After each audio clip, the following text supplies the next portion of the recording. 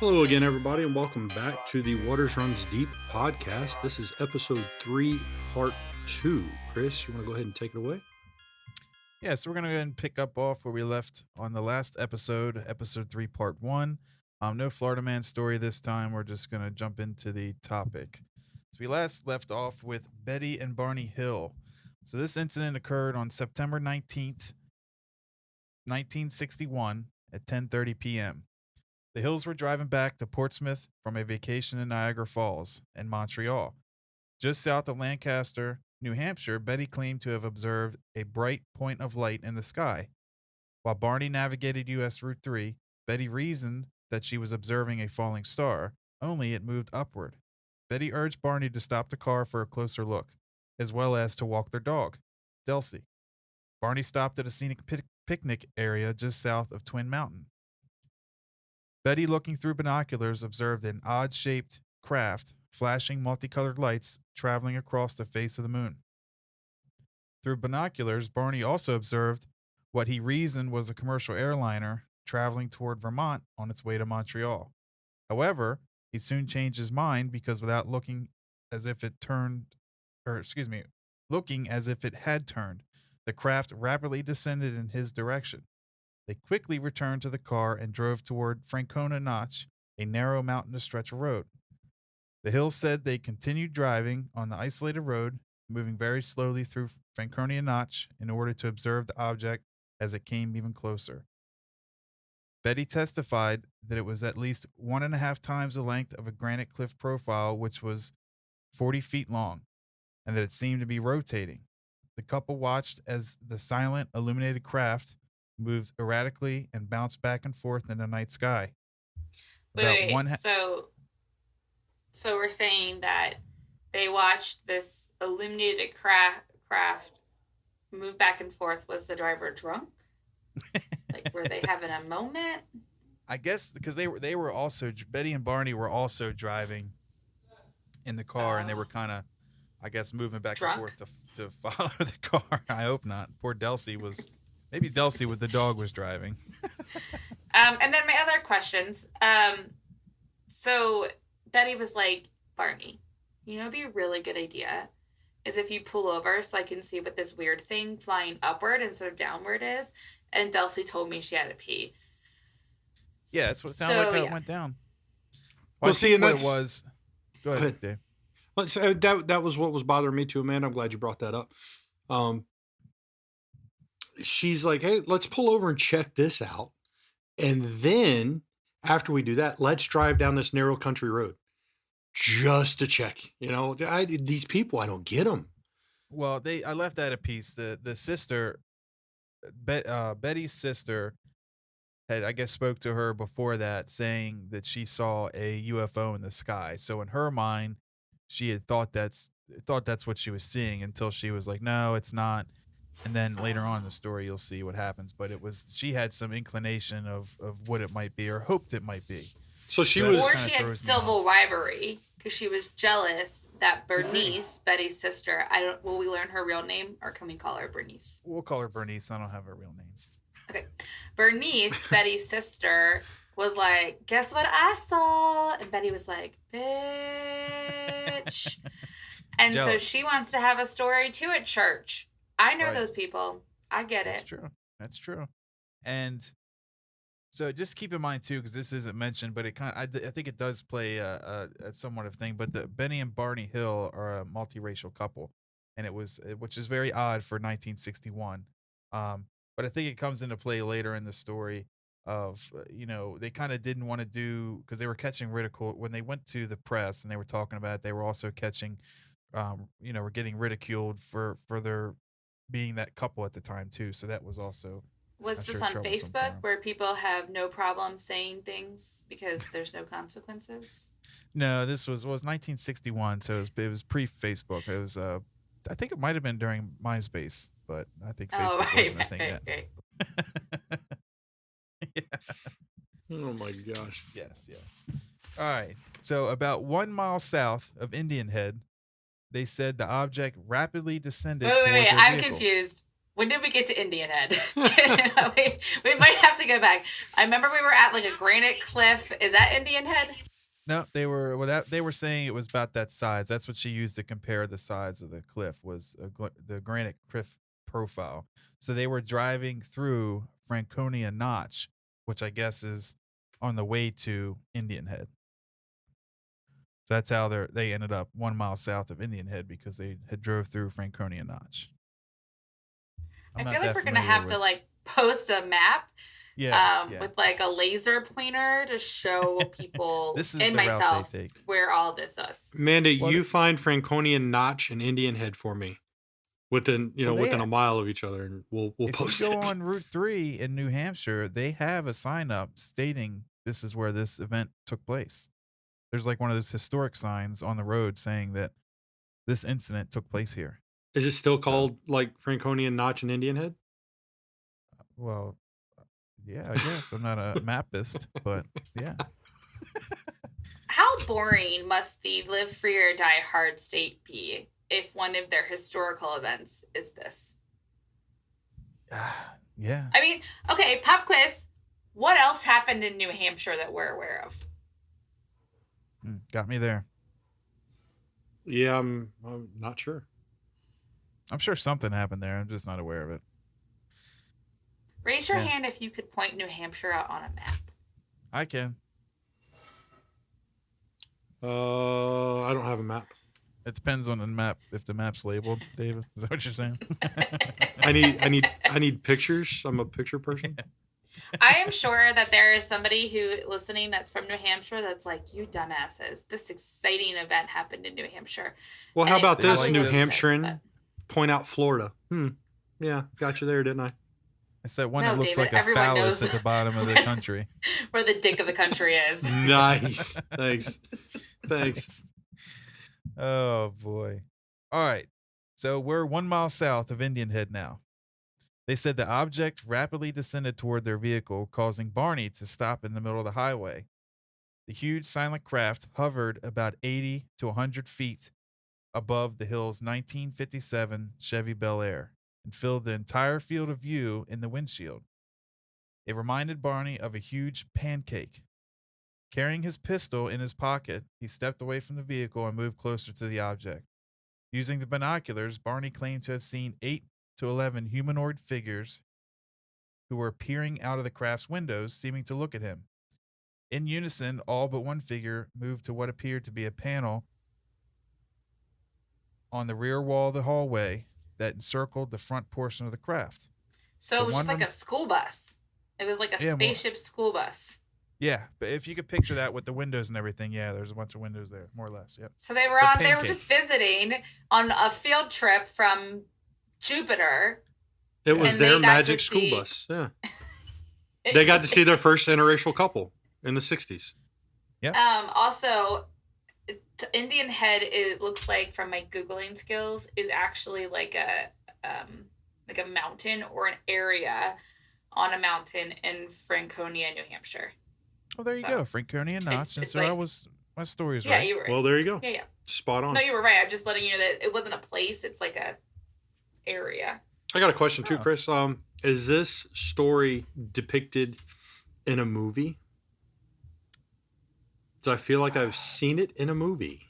Documentaries, yes, but I don't think this one was. Oh, maybe it was. I think it was, but it was a very loose film.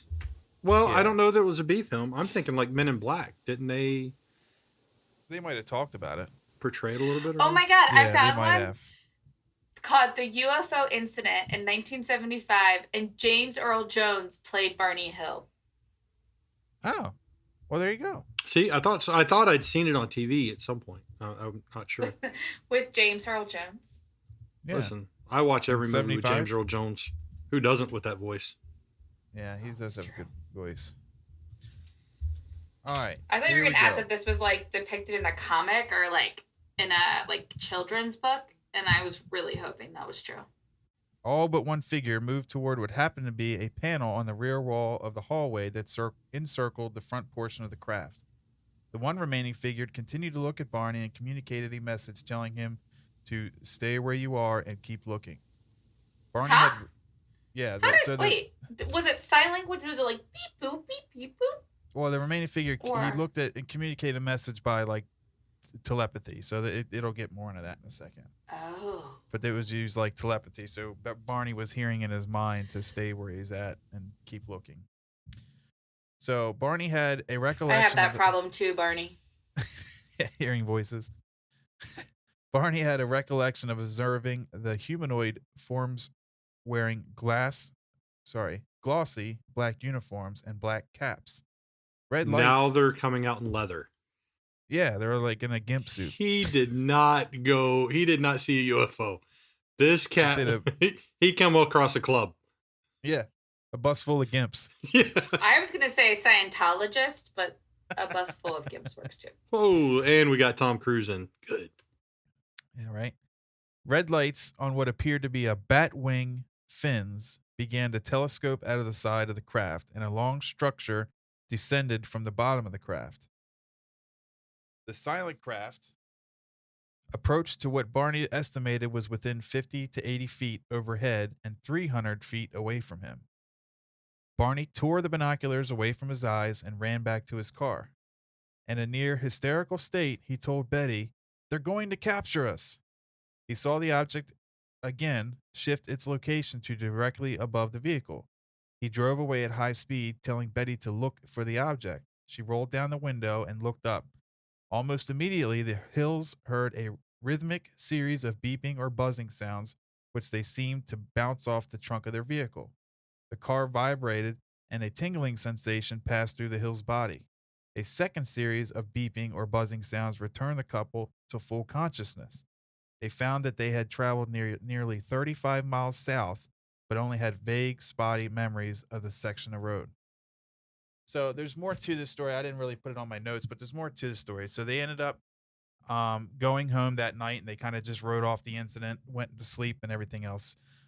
They took off their clothes, and later on, Betty had noticed that she had a slight tear in her dress, and then there was like some weird pink, like powdery substance also on her dress that they were unaware of where it came from. And Barney had like strange, feelings all over his body, and they both had strange feelings all over their body. So they kind of went to seek help about it, and they ended up seeing a psychiatrist, and they did like therapy where they go back and what do they call that? Where they hypnotize you and put you to sleep basically, and Yeah. there's a name for it. I can't remember the name of it, but they did that kind of therapy, and they recalled these events, and they kind of went through everything that happened during that time. So they had found that Betty had received a message from one of the aliens where they came from. So she was told she saw like a star map on the side of the ship, inside the ship, like on a screen. And she says, "Where do you guys come from?" And the alien said, "Well, can you point to where you come from on this map?" And she said, "No." She goes, "Well, I can't, it wouldn't make any sense for me to point on here where I come from because you wouldn't know anyway." Wait. So Betty and Barney ended up 35 miles south from where they were. So we'll call that Rhode Island. And because it definitely isn't still New Hampshire. And then they just like drove home and were like, nah, nothing happened. Yeah. I mean, they knew something happened, but being, that they were an interracial couple, they didn't really want to make too much of a fuss about it because, of them being an interracial couple. I think that had a lot to do why they didn't report it so quickly. So when she was able to draw the star outline or the star map basically of the Zeta Reticuli star cluster, and she drew it out on a paper, and that we didn't even know about that cluster, that what's called the Zeta Reticuli, and of course they didn't know it was called that then either. But we didn't know about that star cluster until like years after that, and somebody had compared the two after it was discovered and realized that they match up like identically to each other. Betty was like, "Bitch, I told you." Bernice. Yeah, and she describes them as being like what we typically think of as the Greys, or like 4 foot tall, grayish green aliens with the big eyes. The typical alien that everybody thinks. I never knew a height, so I appreciate you bringing that out. They're only 4 foot tall. Yeah, they have a bunch of those are the regular Greys. They have the tall Greys too, which they're like normal height. Here we go. Yeah, there's different ones. There's several different types. The tall grays they say are like they're actually beings, where they say the 4-foot ones are kind of just like Like the worker androids bees? almost. Yeah, the worker bees. They do all the running and working, and You've the got tall to be grays kidding are me. the bosses. Yeah. Where did Yep. you get? Please, where did you get this information? Because I've never heard that there's like different size aliens. Like I figured, like a family. Like, okay, there's a mom and dad alien, a little kid, running around So with if you them. really want to go down that road, there is a channel. It's kind of like a Netflix service, but it's free, totally free. You don't pay anything for it. It's called Tubi, Tubi. Yeah, You might have heard of it because they have other stuff, movies and stuff on there. It's totally Yeah. free, and they have a plethora of alien documentaries on it, like ungodly amounts of alien documentaries. And some of my favorites, they have a series. It's called Alien Chronicles, and it's a bunch of guys that are like, some of them are whistleblowers, so they were like former government people, and they're basically being interviewed by somebody, but you only get to hear one side of the conversation, yeah. and it's absolutely fascinating. Absolutely fascinating. But they go through and they describe all these different types of aliens and stuff.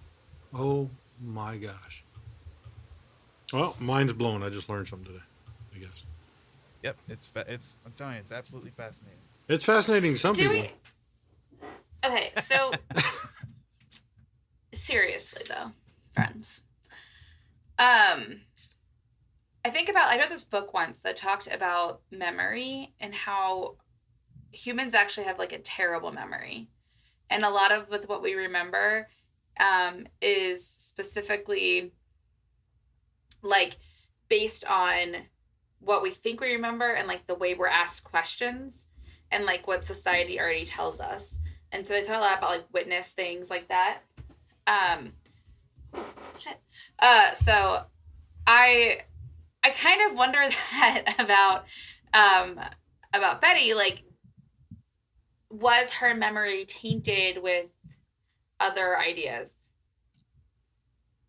Well, I think so. I think that definitely could be, because by the time they did that recollection therapy, I think that she already had in her mind what she truly believed happened.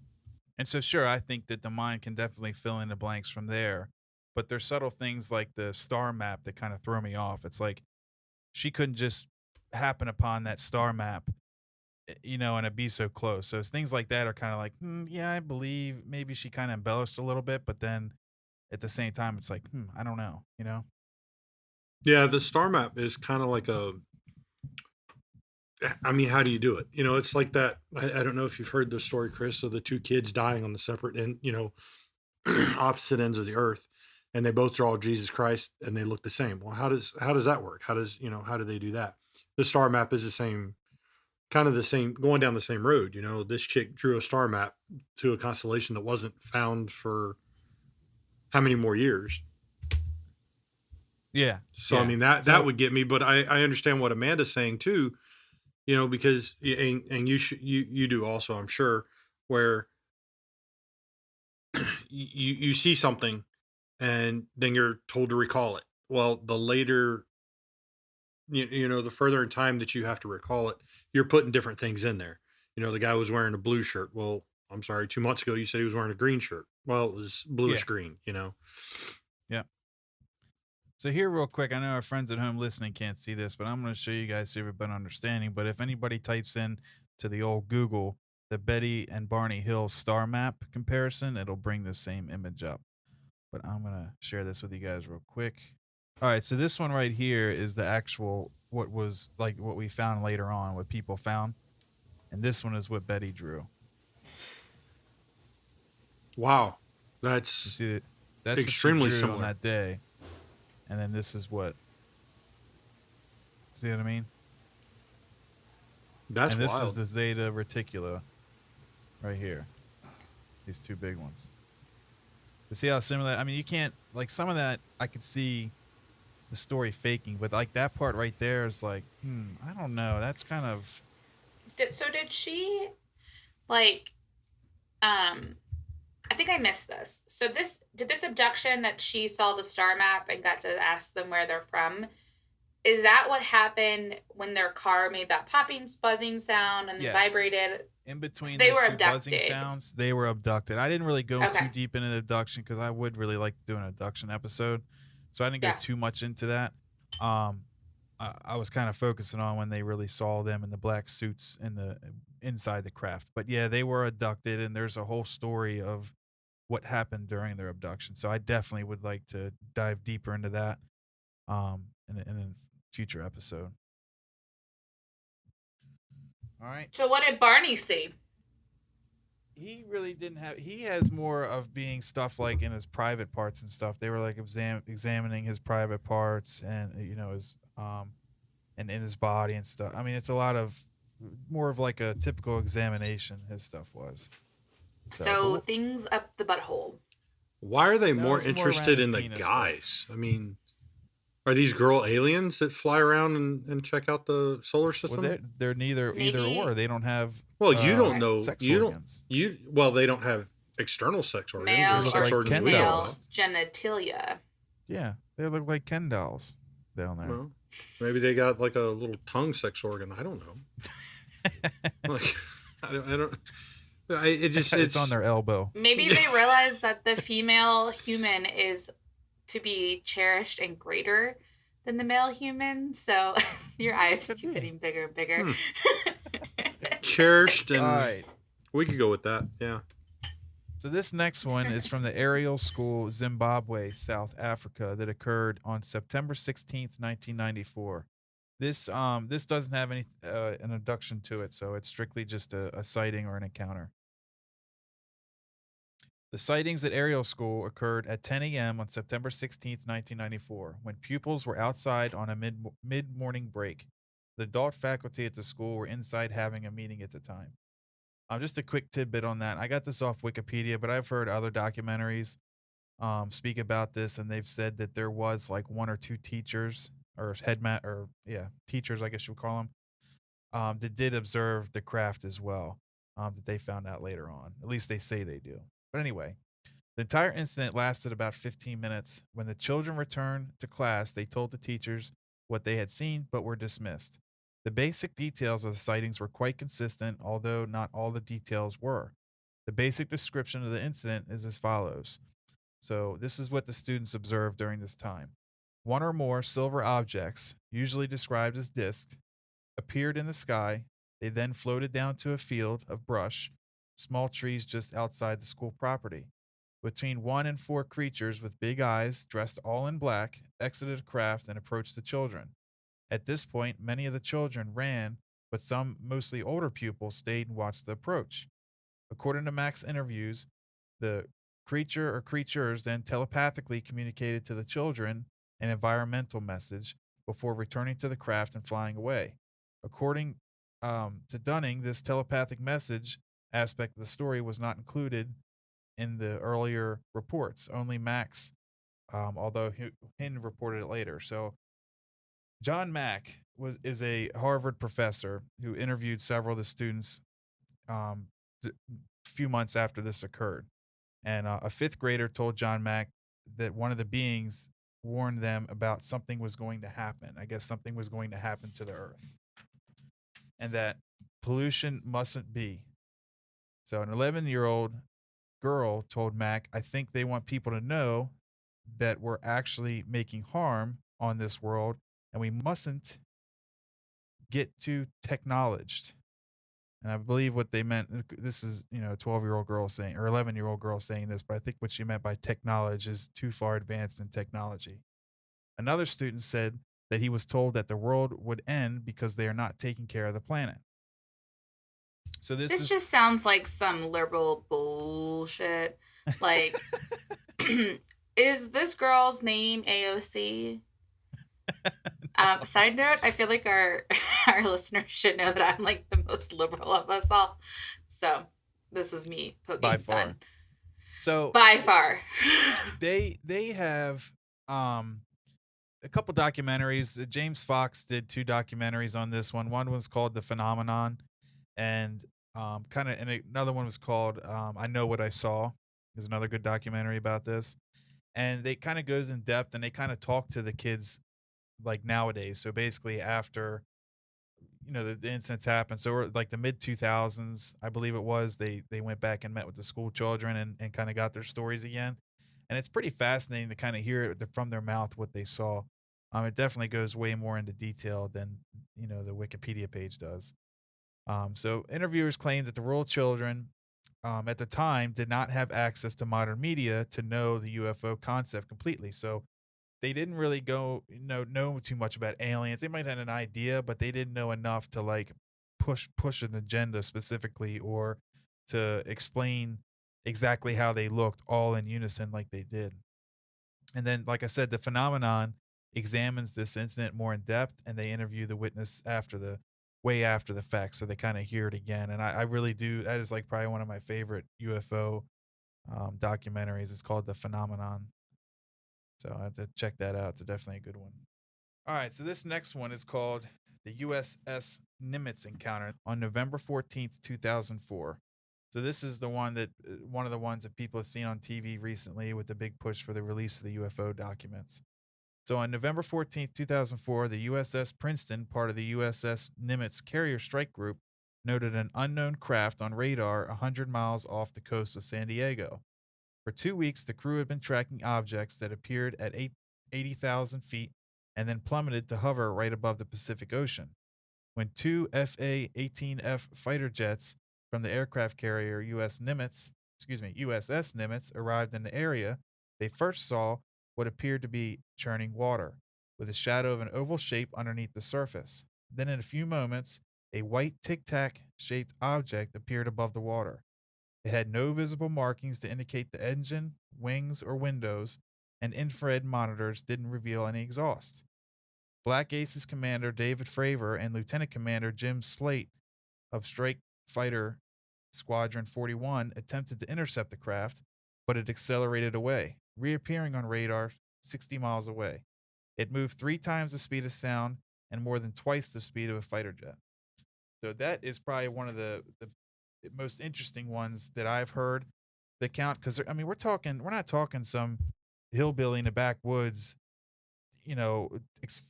explaining that they saw an alien, fly across their house. I mean, this is a fighter jet pilot saying that they saw an unidentified flying object that was going way faster than the speed of sound, and it didn't have any exhaust or visible markings. I mean, how do you explain that? And he wasn't alone. They also saw this on radar on the ship as well. Well, I was going to ask those. Most of those jets have like cameras and stuff like that in them. Yeah, wasn't there video of it. footage? I think. Yeah, that's what I is. thought. And then the 60 miles was like in under a minute or something like that. Yes, am I correct? It was unbelievably fast. Yeah, unbelievably fast. The Russians have really advanced technology. But they're gonna get it that close to our coast. I mean, it was right off the coast of the Catalina Islands in San Diego. I mean, that's Putin like will ride a horse without a shirt on. He's that. Oh my God. I've seen paintings of him riding a bear with a sword in his hand without a shirt on. What are you talking about? Yeah. That's a painting. That's my dream. Oh. That's what I dream about. That's what I made that. It came from the image of him riding a horse with a sword and you can keep all that to yourself. If they had that kind of stuff, I think Ukraine would not be an issue right now. Yeah, right. So that's one of my favorite ones. It's the most recent. I wouldn't say the most recent. I just saw something last night actually, guys, that in a photo that was taken during when they were doing Earth orbits preparing for the moon landing, they discovered a UFO that was in one of their pictures. I don't know if that made sense, but they were, I guess. So while they were doing like the Earth orbits, some people have noticed like a flying saucer in the pictures that they've taken. Yeah, they had some photos that they had taken during their Earth orbit, and I guess this YouTuber was going back through, looking at the old photos, and he discovered a UFO that's in one of the photos. Which I think show it to you guys. I think there's there's a TikTok that has like a space cam on it. I don't know if it's a loop. I don't know if it's some nonsense put up, but I don't know who actually posts it. But there was actually one part where they caught something flying just below the space station, between the space station and the Earth, and it looked like it was kind of monitoring these guys on their spacewalk. I don't know if you heard about that. Yeah, they have a lot where they see that, and there's a couple of them. There's one that looks like it was somebody shot at the UFO, or not somebody. Like we had like weapons against the shoot at UFOs. That's another interesting one. It's kind of similar to that. It was like photos from Apollo, Yeah. or not Apollo, but a photo from a space mission. That where seems like a looks terrible idea. What? To shoot at a UFO, we don't know what magic they have. Well, and that's one thing that kind Yeah. of baffles me is these guys are coming over Florida and we're not shooting them. Yeah. I mean, Florida's That's full because of they're your hillbilly brethren. rednecks. Nah, They're I your don't know. brethren. You're like, my people. They're not so much our brethren as they are on Nebraska and Fowler. They're robbing Waffle Houses with Hey, handguns. hey, and leave the Waffle House out of stealing- this. That's how we know when to leave Florida, is when the Waffle House closes. Okay. So they have to zoom in real far, and I will. What I'll do is I'll share the link to this video in the episode notes. But real quick, I'm gonna show you guys real quick what we're seeing here. I'll show you the zoomed out after he's done. But you see the little black object right there? I had two little black objects on my screen. One was a dust. That looks like a pigeon. But wait till it gets closer, and you can really Oh, see. wait, are we in the sky? Yeah, We're in is above the space. Earth. This is over the clouds. Yeah, this is like the clouds. Well, that almost looks like an eye of a hurricane. So he gets real close to it. It's like a triangle. Yeah. See that? Huh. Okay, it literally, though, does look like when I have, like, dust on my computer screen or something, like... Well, I is other literally, photos of it. I literally swipe. Well, that looks more plausible. Yeah, that actually looks These more are newer plausible. photos. That was an older from 50 years ago, but this is like a newer photo. And before he zooms in, this is what you see. Okay, but don't we have... so for our listeners, hopefully you can watch the video, but it's like a triangle kind of, like, image, but don't we have planes that look like that? They have what they call the TR-3B, and it's a secret aircraft that some say it exists. It's an anti-gravity spy plane. Oh, I don't want to watch this. Stupid YouTube. So some people say it exists, and some people say we don't. But here's what it's. Well, supposed to that look right there like. would make a lot of sense. But Yeah. would it be, Amanda, if you looked at those first pictures that he was showing, it almost looked like they were over the like a Soyuz spacecraft or the old Russian space station. So I don't know that we had this anti-gravity aircraft back then, or I mean, No. And do you know who Ben Rich is? This is him right here. But Ben Rich, Not personally. I wish I'd been rich. he worked for Lockheed Martin. He was the leader of the Skunk Works, what they call the Skunk Works. So like Okay. all their secretive airplanes, secretive stuff, all their top secret stuff. And in a conference years ago, he was speaking in a conference. I don't remember exact details, so if somebody wants to correct me, that's fine. And he basically he made some kind of comment like, we now have the technology or the ability to take ET home. And that was years ago in some kind of conference or something. So I always That's basically him saying we have the anti-gravity airplane, and yeah. So part of me believes that we might have something like that. I mean, think how long we had, before we saw some of the aircrafts we had, and people used to claim seeing them, in the desert. well, I mean, and stuff, it's like you discussed in episode 1. The government having more advanced technology than we have. They put it out in little pieces. Who come up with the? I was talking to a guy today who was telling me that he held a piece of the space shuttle tile in his hand after it was heated up to red hot, and it was only warm in his hand. I mean, how do we come up with these things? Yeah. You I know? mean, yeah, that's some Science. serious technology. Science. Well, Science. yeah, as we were told before, you science the shit out of it. But I don't know. I mean, are there people sitting in a lab somewhere just putting a bunch of things together and going, all right, let's set that on fire, see if it catches? I Yeah, mean, one of think my they favorite do. stories is about the person who spent like $1 million to create a pen that could write in space, and then like the Russian or somebody were like, "Cool, we use a pencil."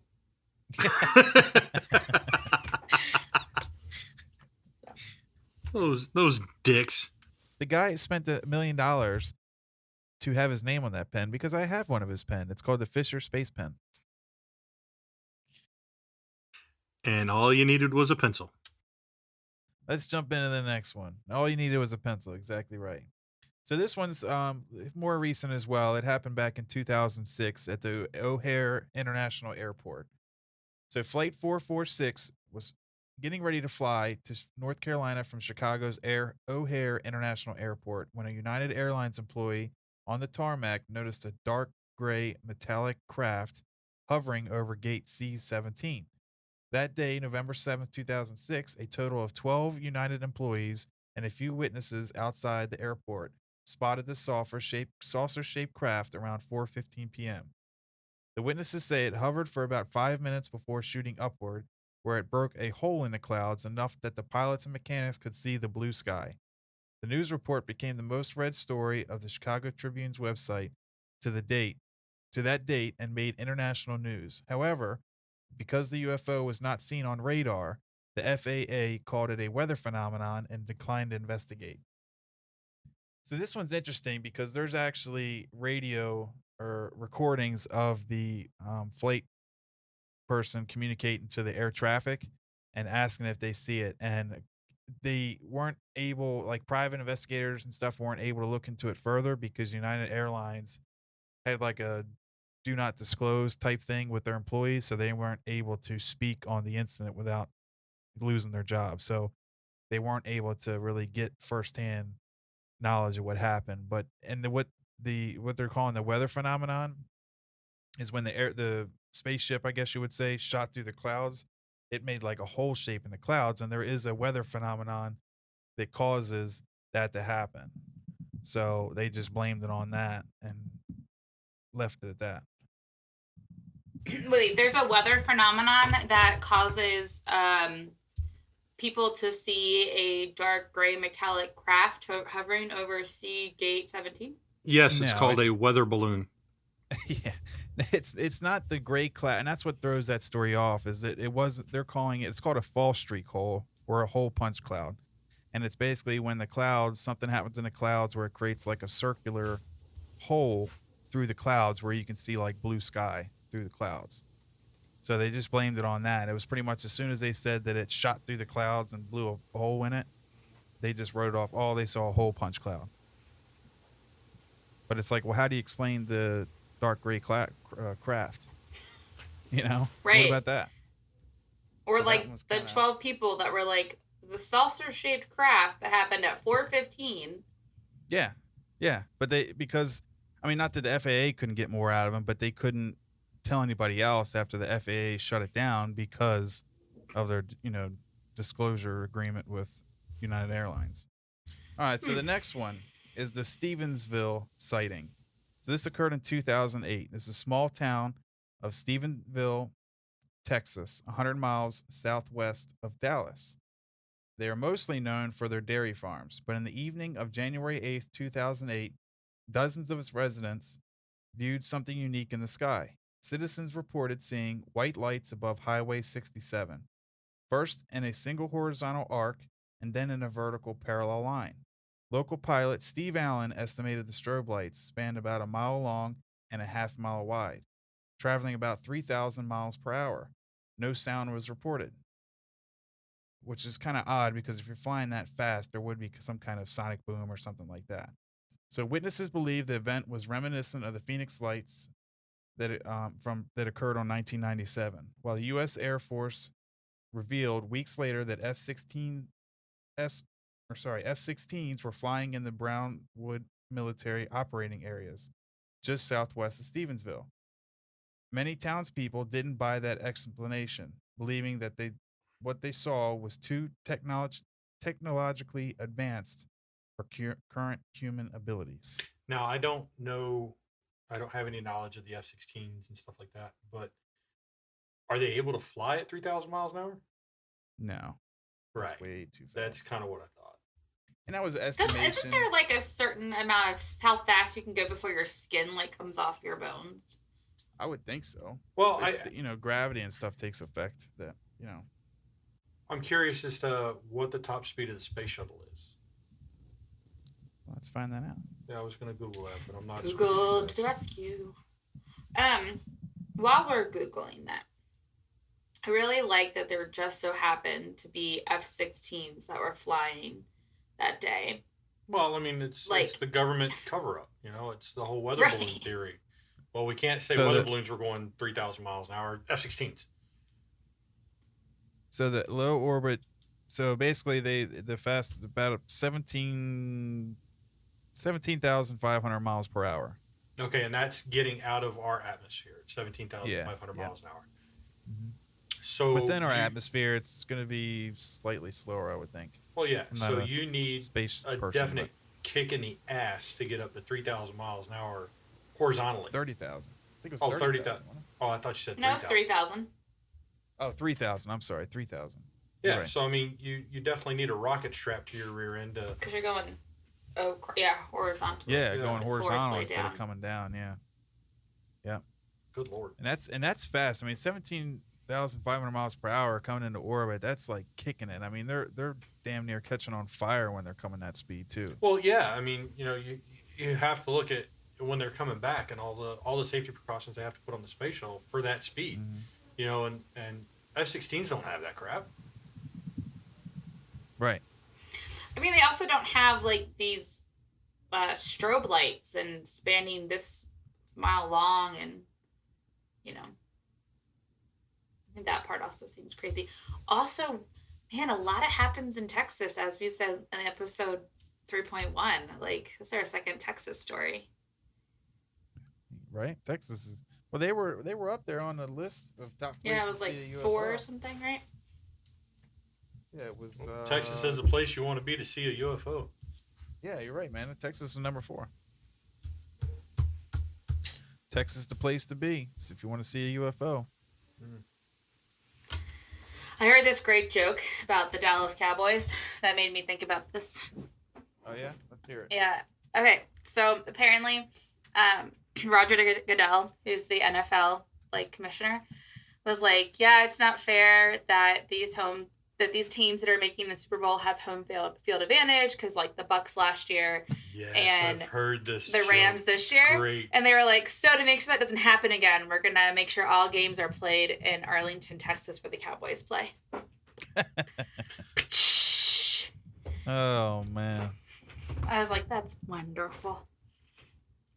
I thought you were going to come up with Jerry Jones was a alien or something. Right. Oh, I think he's just he's like Walt Disney and has his head sewed on, but they take it off every night and put it into a thing to preserve it, and then put it back on. How old is that man? 512. That's what I thought. Oh, you mean human years? Well, no one knows. Yeah, that's in lizard years. Crab people? Those are in the crab years? People. He's been through 512 simulations. Oh, simulations, not stimulations. I was a little concerned with how you knew about the stimulations. Yeah. I have my people. They fly F-16s at Brownwood military operating areas. At Mach, your ass is on fire. Right. Right. So this is the last one I got, guys. So this one occurred in 1952, and occurred in Washington D.C., and they call it the Big Flap. So this one they don't have video footage of it, but there's like a reenactment video of it. It's pretty interesting, and it apparently depicts it pretty well. But this one, so throughout the month of July 1952, a series of sightings known as the Big Flap put Washington D.C. residents into a panic. It began July 19th. Repeated radar blips and sightings of lights moving at irregular speeds and trajectories, unusually enough to rule out shooting stars or aircrafts, inspired the U.S. Air Force to send fighter jets into the sky to intercept what was assumed to be an enemy aircraft and possibly a Soviet-led invasion. So, Chris, while you're taking a break there, Well, I think feel Chris like was looking. Chris was looking and seeing us crack up over the big flap comment. I mean, Oh. that's what my nickname was in college. I didn't know that it got that famous. Or Well, the other thing too Flap. is while I was talking, goddamn Siri on my MacBook popped up. I don't know what I said, but caused Siri to pop Would you? up. So I kept, Would you like to know about the big flap? yeah. And well, then it was there's like my listening to picture. everything. It's like, my God, man. So yeah, so this anyway, So I pulled So- up who the president was in 1952. That's Harry Truman yeah, good old was involved in Truman. this big flap incident. Yeah. Did you see the I prefer picture? to call him No. Dick Truman, but sure. The big Well, maybe flap that's his- incident with I. Yeah. Harry Dick Truman.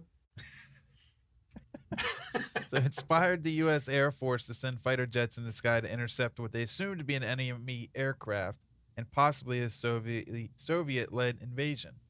The radar signals disappeared each time fighter jets approached and reappeared when they moved away.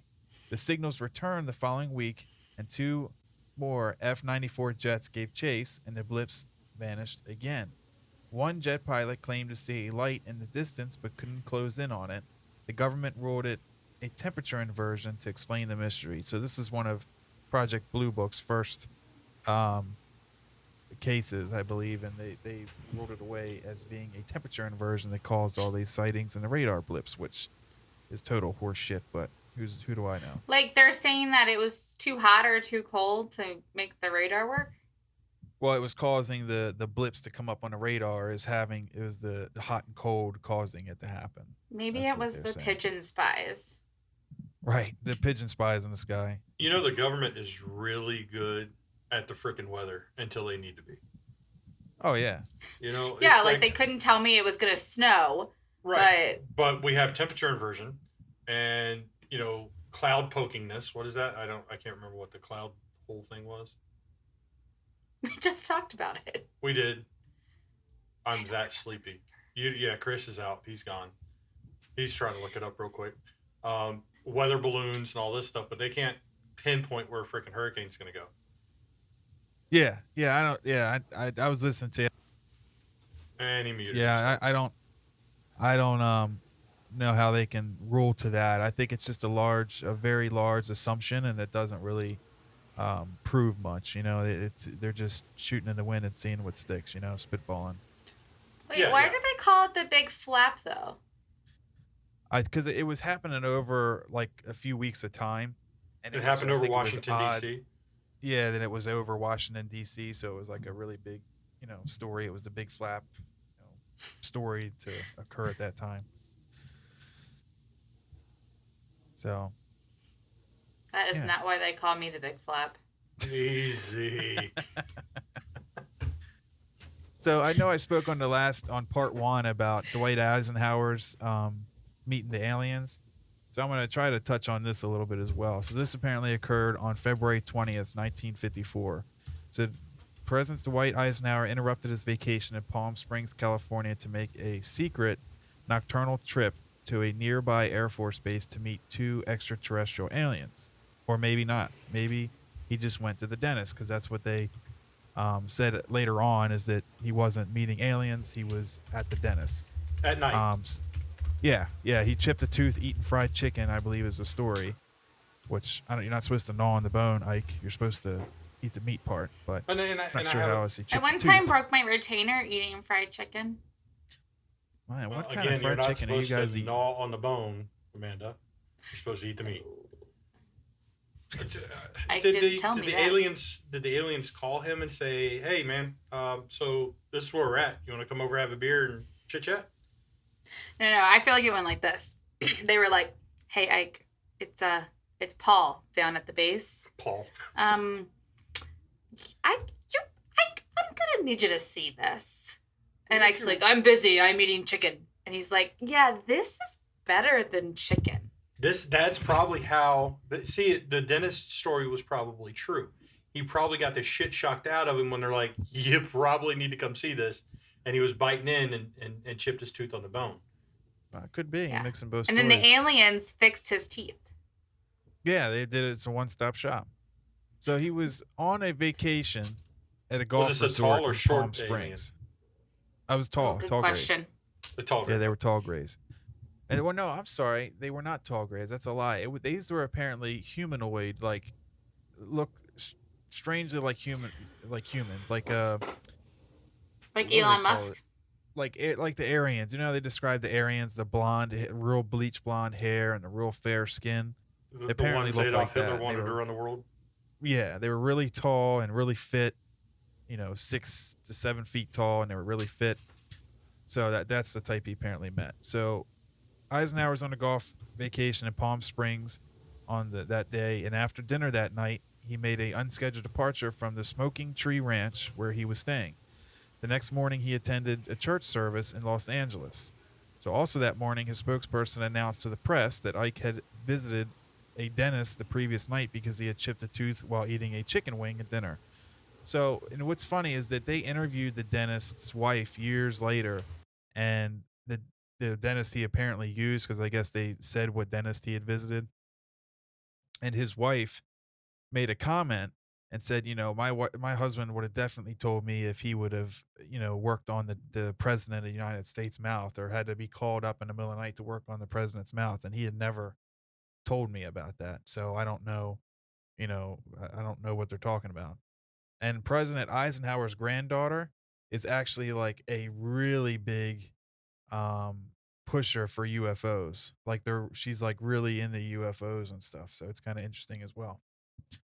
But I still Yeah. want to know how the contact arose. Was it like a phone call? Hey, beep, bop, beep, boop, boop, beep. We're over here, chilling out behind this tree. You want to come chit chat with us? I don't. I don't know that part. I'll be honest with you, off the top of my head, I'm assuming they landed and just it was like, take me to your leader. I don't know. But That's all. Or maybe it was apparently- even cooler. Maybe it was like they just one day were like working and they were like, today's a Tuesday. Seems like it's the day to tell Ike. Took off their masks yeah, and said, hey, Ike, I got a Gotcha. surprise for you. Yo, Maybe- here we are. Oh my gosh. What if the dentist is the alien? See, we're It could bringing those be. two stories again together. yeah, it could be.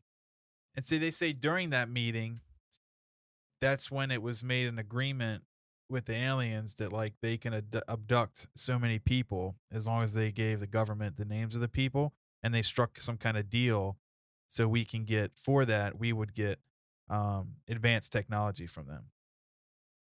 Because if you think So about it, he- about that time is when our technology really started taking off. So he sold buttholes for technology is what I'm gathering. Yeah, buttholes or the whole body, because there's a lot of people that go missing and they're never seen again. Do you think that they went to different leaders? Like they went to like who was like the Saddam leader at the time? Hussein or people like that. I'm thinking like at that time, like who was Winston the Churchill Russian and- USSR? I'm thinking I don't there's know. a short, one of those midget aliens in North Korea. It could be. I mean, I think that. Well, there goes our I've heard North that Korean before. listeners. I know. Yeah. I know a lot of people have said, well, why did they pick America? But if you think about it, we had just like demolished people in World War II. Sorry, I almost said 3. I don't know why, but we just demolished people in World War III with the atomic bomb, and we were 2. like the You said 3 immediate. again. Did I? Yeah. Oh my gosh, that's like a bad omen. Yeah, you're like wishing this. Yeah, definitely don't want that. So, World War II, There you we go. just kicked butt, and used the atomic bombs and everything, and we're like the extreme top dog. That was like the epitome of our top of the scale. So if I So was the aliens coming were to that- like, I want to hang with the badasses. yeah, and I think that's when we actually fell onto the aliens' radar again. Was when we reached that level of advanced technology that we were using atomic, mashing atoms together to create a bomb. Yeah. I'm not saying we didn't have contact before, way back when, like ancient alien stuff, but I think that's when we got back on their radar, is during that time, and so on. Or maybe the aliens were like at their little alien home and they were like, you know what? I haven't been to that amusement park called Earth in a while. That's the truth. And the last time they came was like during like the Black Plague, and it was like, sorry, folks, the moose outside should have told you we're closed. It could be. It could be. Or maybe That's they my caused thought. the Black Plague. And Thought that's when they rats rolled caused out on that. us. Yeah, COVID. they were like, ooh, bad. COVID. Whoops. They just came back and brought COVID. Oh man. So yeah, that's what I got there. That is the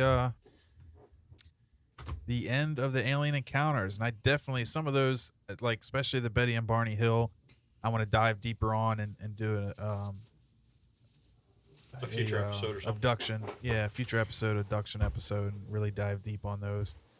I think that might even be a good one to do a episode on by itself. Yeah. Manda. Yeah, this was a good introduction for sure. Manda. Dip your toe into the aliens. Were Yeah, you convinced? Okay, so I believe in aliens. Like I think I've said this on our first podcast Yeah. or our first episode. Am I convinced that these nutballs saw aliens? Why are they always flying saucers? Like, Well, they're not. I And, mean, like- he brought up a couple with like the bat-shaped delta wings and That's stuff true. like that. So Yeah, tic tac shape. and do we think they're the same? Like, I would have a lot of questions. Like, do we think they're the same aliens visiting, or is it like this week it's aliens from planet Nunar, and next week it's aliens from 4 stars over? I definitely think there's different races of aliens. It's not like they're all the little short gray aliens. I definitely think there's definitely races. At the very least, I would say 4. There's like the humanoid ones that have like the blonde hair and the blue eyes and the real fit skin. The ones I was saying like that Eisenhower potentially met. There's the 4-foot tall, roughly grays, and then there's the tall grays. There's the reptilian ones. There's a bunch of different types, I think. So I don't think we're always seeing the same ones. And which one drives which type of ship, I have no idea. But they you know, I need to definitely have think like there's different ones. they need to have spaceship tags. Yeah, they need to have a license plate and say where Right. they're from. And then I feel kind of bad that like we haven't been able to that I know of, we haven't gone to other planets to meet aliens. Like, why do they always have to come to us? Can't we go to them? Well, is there like this intergalactic war on who's visiting Earth or who's gonna take over Earth or who's gonna put something in somebody's butt on Earth next? Well, there's a theory that one of the races is kind of protecting us, that they're kind of the ones keeping the other ones at bay. And we're kind of, if you think, well, I don't know, I want to say if you think about it, but according to some scientists, we're kind of in the backwoods of the galaxy. So, they're not really Wow. passing us on their way to other places. They have to like take a major detour to get to our galaxy, apparently. So we're the Florida of space is basically what I'm hearing. Yeah, we're definitely the backwoods of space. And we have an alien protector. That's interesting. Yeah, that's Like what I've Thor? heard. Calm down, Well, man. they say, It's well, you not said Thor. Thor. You ever heard the story of Valiant Thor? Is I've it not. made by a Marvel movie? No, Valiant Thor. Does Chris apparently, Hemsworth play this character? No. Then no. So, Valiant Thor, the story is behind him. This is all off the top of my head. I don't have it in front of me, but basically, it happened somewhere around the time of the meeting with Eisenhower, and this guy was basically like an ambassador for these Aryan-looking aliens, and he kind of worked in the president's, alongside the president, giving him like suggestions and things like that. And there's apparently a picture of Valiant Thor out there on the intranets, what he looks like. It was like a photo, and they say that's Valiant Thor, but then there's other people that say, oh, that's not him, that's somebody else, whatever. Valiant Thor. The Yeah, it's really alien that interesting. lived in the White House. Yeah, that was. Oh, you that looked it up? Was an assistant or an aide to old Truman. So it was Truman. Um, That's what I thought. Yeah, it's Truman. I had a really. Oh, can you imagine? Like, we only know about this one encounter, but what if these aliens kept coming back to meet Ike? And Ike's like walking around the White House, which is haunted, and he's like talking to Abraham's ghost. And he's like brushing his teeth, and all of a sudden he turns the corner and there's Valiant Thor or real Thor, and he's like, Jesus Christ, what do you want again? And he's like, well, I'm not Jesus Christ. I met him once. Nice guy. You know, like, like we assume he's only met him once, but we don't know how many times they like spook him. Yeah, I would. Who knows? Who knows? I would definitely do that. But it kind of goes in. It goes in. I really honestly believe the ancient alien theory. And there's some stuff like that ancient alien show on History Channel. Like some of the stuff they present on there and try to pass off is like totally long shot.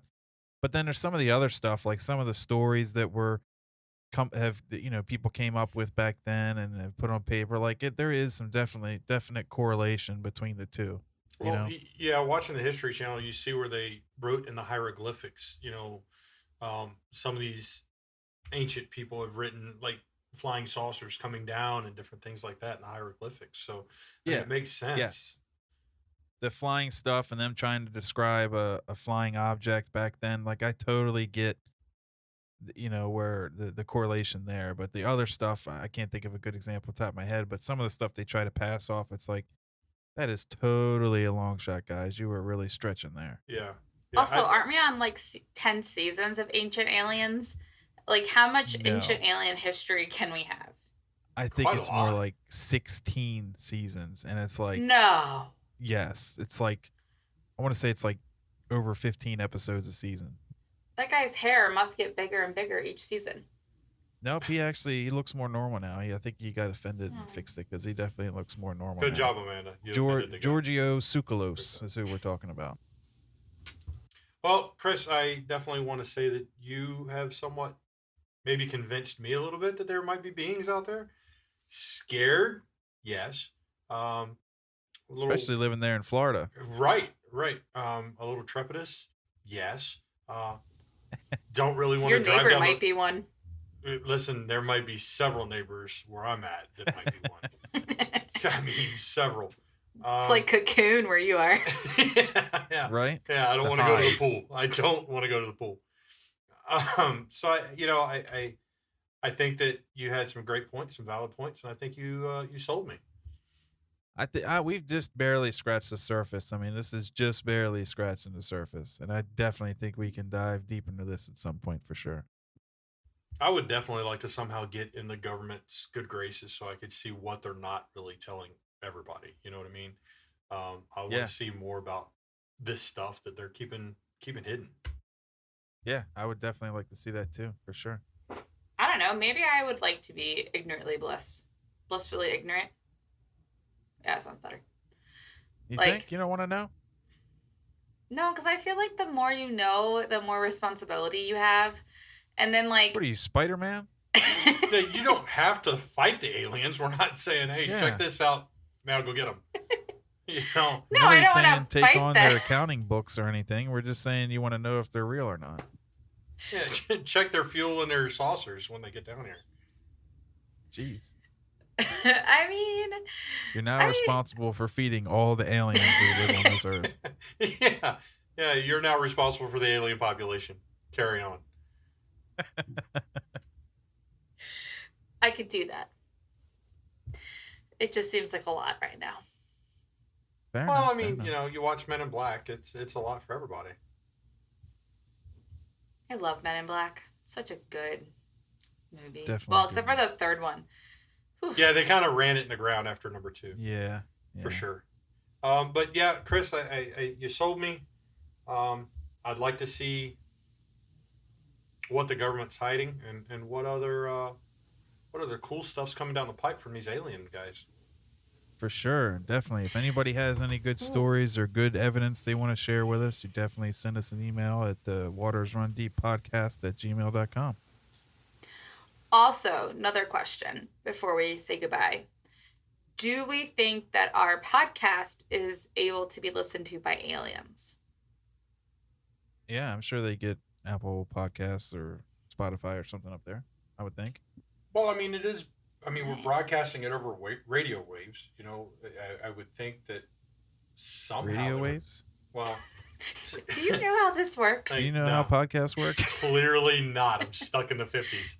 But shut up. I'm done. It's an RSS feed. It goes on an RSS feed and then it projects it out there. It's all web based. RSS. Right. Yeah, that's what I meant. Wi-Fi. Clearly. You got to have the Wi-Fi to be able to listen. But honestly, I don't know what RSS stands for. So maybe the R in RSS stands for radio. Radio Stupid Sally. I don't know what it stands for. Yeah. How stupid would Isn't you feel if it was RSS radio? something you put on like a ship? Like, isn't the RSS Titanic or something? Yeah, that's weird. Never thought I about think it's that. HS. No.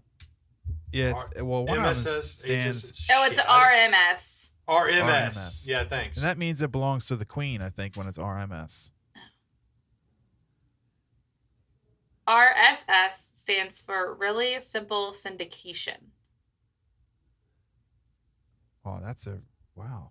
That's what RSS, like RSS feed, stands for. Yeah. Wow. Is a web feed that allows users and applications to access updates to websites in a standardized computer-readable format. That's what it is. And if we put our listeners to sleep, I also got something about a right-wing Hindi nationalist that I don't think is what we're looking for. No. All right, everyone. Well, I want to thank everybody for tuning into the Waters Run Deep podcast. And please download, like, share, and give us a review. Rate us on your podcast user Please of be choice. kind. Yes. Be kind, but we take anything as long as you put 5 stars. We're open to any criticism. And the more people we have to listen, we get to add some fun advertisements and, make a little cheddar.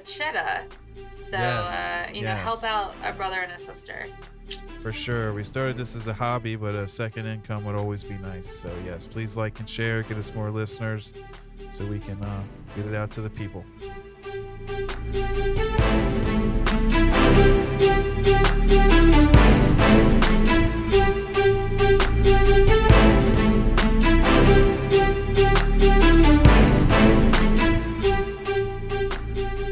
Thanks so much for listening. We are so happy to have you as our listeners. Next week, we are going to be talking around the conspiracy theories about the Titanic. Did it really happen? Did it sink? And if so, were there reasons behind why it had sunk? Also, we will be debating the most important conversation regarding the Titanic. Could Leonardo DiCaprio fit on the door with Kate Winslet? Near, far, wherever you are, we hope you tune in.